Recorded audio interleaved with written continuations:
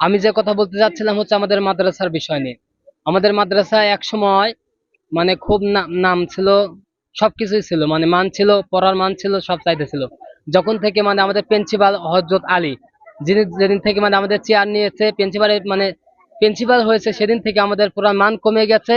মানে আমাদের ছাত্ররা মানে মেধাহীন হয়ে যাচ্ছে।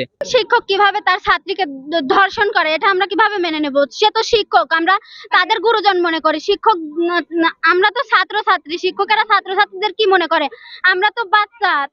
শিক্ষক যদি আমাদের গুরুজন হয়ে থাকে তাহলে তাদের মনে কি চলছে আমরা তো এটা জানি না। আমাদের দফা এবং দাবি এবং আজকের যে মানববন্ধন, এই মানববন্ধনে আমরা যে সকল ছাত্রছাত্রী বিন্দু এবং আমাদের ছোট ভাই বোনেরা আছে, আমাদের দাবি একটাই, এই এই মাদ্রাসার অধ্যক্ষের পদত্যাগ।